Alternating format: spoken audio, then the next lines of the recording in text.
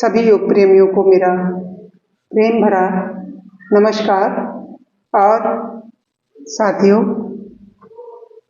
इन दिनों जब नवरात्रे चल रहे थे तो मैं आपको प्रतिदिन अपने शक्तियों को उजागर करने के लिए अपने शरीर के भीतर जो हमारी सुप्त अवस्था में जो शक्तियां हैं, जो चक्र हैं, जो कि सुप्त ही रह जाते हैं यदि हम उन्हें जगाने का प्रयास नहीं करते हैं, उसके विषय में मैंने आपको प्रतिदिन बताने का प्रयास किया। कुछ लोगों ने पूछा भी कि कितना समय लगता है, क्या चक्र संतुलित हो जाते हैं, क्या चक्रों के संतुलित होने से क्या होता है। तो ये बहुत बड़े स्तर की बातें हैं, बहुत ऊंचे स्तर की बातें हैं और हम लोग बहुत ही साधारण इंसान हैं।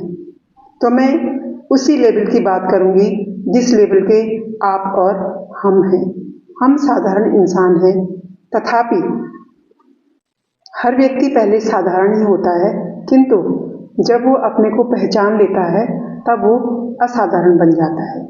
तो हमें हमारे भीतर ईश्वर ने शक्तियां दे रखी हैं। योग की भाषा में बात करूं तो हमारे भीतर 7 मेन चक्र हैं। यद्यपि बहुत सारे चक्र हैं, लेकिन मुख्य रूप से जो हमारे शरीर के मध्य में हमारे मूलाधार से लेकर हमारे सहस्त्रधार तक हमारे 7 चक्र हैं। पहला चक्र हमारा मूलाधार चक्र है। मूलाधार चक्र अर्थात मूल किसे कहते हैं? जड़ को कहते हैं, नींव को कहते हैं। किसी भी कोई भी इमारत हो, चाहे कोई भी वृक्ष हो, आपने देखा होगा कि जो बड़े विशाल वृक्ष होते हैं उनकी जो जड़ होती है वो बहुत गहरी होती है। उसी प्रकार से जो बिल्डिंग बहुत ऊंची होती है उसकी नींव भी उतनी ही गहरी बनानी पड़ती है। तो इन द सेम वे हमारा जो मनुष्य का जो जीवन है, यदि हमें अपनी शक्तियों को पहचानना है, अपनी शक्तियों को संतुलित करना है, अपनी शक्तियों को जागृत करना है, तो हमें भी अपने जो मूल है, जो हमारे शरीर की जड़ है, उसे जगाना पड़ेगा। तो उसे कैसे जगाएंगे? सबसे पहले तो यदि हमें उसे जगाना है तो हमारे भीतर क्या होनी चाहिए? इच्छा शक्ति होनी चाहिए। हम सुन लेंगे, हम पढ़ लेंगे कि ऐसा करने से ऐसा होता है, ऐसा करने से मूलाधार चक्र जागृत हो जाता है, अन्यथा ये सोया रहता है। हम कीड़े की भांति इस दुनिया में आते हैं, कीड़े मकोड़ों की तरह आते हैं और ऐसे ही सुप्त होकर के योग में नहीं, भोग में और वासनाओं में और निद्रा में ही अपना समय सारा व्यतीत कर देते हैं। तो ये तो जीवन हुआ एक कीड़े मकोड़े वाला, और एक वो जीवन हुआ जिस जीवन में हमने कुछ किया, हमें कुछ संतोष प्राप्त हुआ। धन हम बहुत भी कमा लेंगे, लेकिन धन को कमाने से कभी भी संतोष प्राप्त नहीं होता है। यद्यपि धन हमारे लिए आवश्यक है, लेकिन धन हमें कभी संतोष नहीं देता। वो कभी हमें सुख नहीं, खुशी नहीं प्रदान करता। खुशी और आनंद तो हमें तभी मिलता है जब हम कुछ करते हैं किसी के लिए, जब हम कोई परोपकार का कार्य करते हैं। तो ये हमारे भीतर ये सब करने की शक्ति है या नहीं है, इसको जगाने के लिए सबसे पहले हमें अपने मूलाधार चक्र को जगाना होगा। अब ये मूलाधार चक्र कहाँ पर है?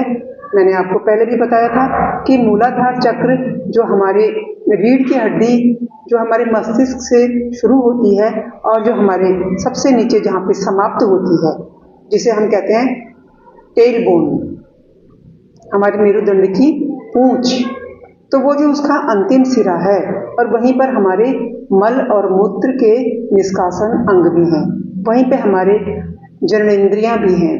तो उन्हीं के मध्य में जो हमारी कुंडलिनी जिसे कहते हैं हम, हमारी शक्तियां जिसे कहते हैं हम, हमारे चक्र, तो वो हमारा जो पहला चक्र है मूलाधार चक्र, वो वहीं पर सर्प की कुंडलिनी की तरह सोया रहता है। तो इसे जगाना है। इसे जगाने के लिए क्या करना होगा?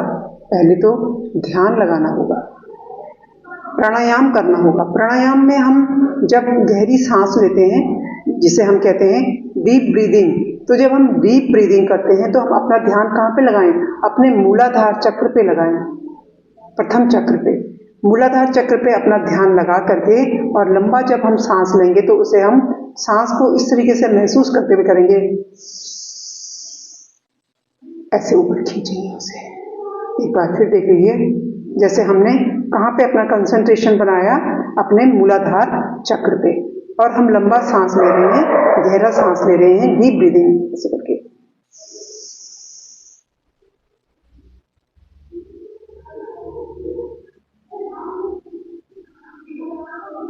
इसे रोक के रखेंगे और फिर धीरे धीरे रिलीज करेंगे, उसी प्रकार से जैसे भरा था। इसे दूसरे शब्दों में आप ऐसे भी समझ सकते हैं, क्योंकि मैं साधारण शब्दों में समझा रही हूँ, क्योंकि मैं भी साधारण हूँ और आप भी साधारण हैं। यदि आप असाधारण होते तो आप मेरी बात नहीं सुन रहे होते। तो जब हम उसे ऊपर ले रहे हैं उस श्वास को, तो जिस प्रकार से हम नल खोल करके और उसमें पानी भरते हैं धीरे धीरे करके, तो वो ऊपर की ओर भर के आता है, उसी प्रकार से हम सांस को भी भरेंगे।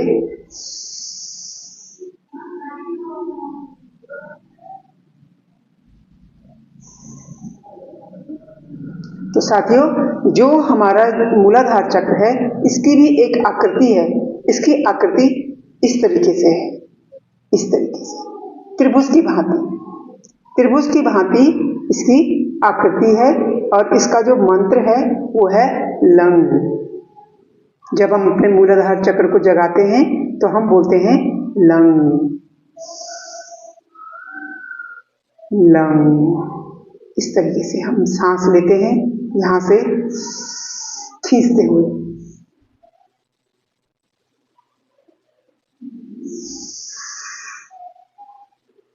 ये तो हो गया हमारा ध्यान।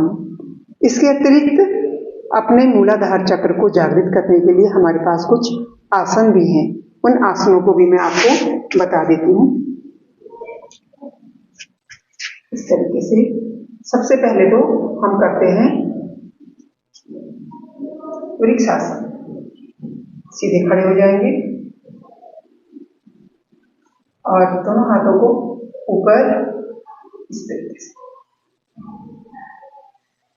मैं पहले भी बता चुकी हूँ, कई सारे वीडियोज में मैं वृक्षासन के बारे में बता चुकी हूँ, तो आप उन वीडियोज में भी देख सकते हैं। ये भी बता देती हूँ 2-3 बार। 1, 2, 3। इसी प्रकार से वृक्षासन। वृक्ष भी क्या होता है, अडिग होता है। इस तरीके से करेंगे हम वृक्षासन। तो वृक्षासन से भी हमारी पैर मजबूत होते हैं, क्योंकि पैर हमारे कहाँ हैं, धरती से लगे हुए हैं। तो वृक्षासन के द्वारा भी हमारी जो मूलाधार चक्र है वो जागृत होता है। उसके अतिरिक्त और क्या कर सकते हैं हम, इस तरीके से मूलाधार चक्र को, दोनों पैरों को ऐसे पास ले आएंगे, एड़ियों को मिला लेंगे और इस तरीके से लंबा लंबा सांस लेंगे।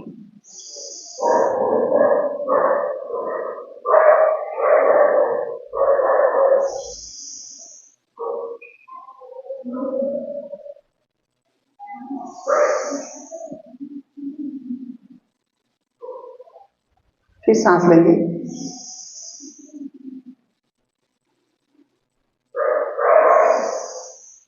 जितना आप इसको होल्ड कर सकते हैं होल्ड करें।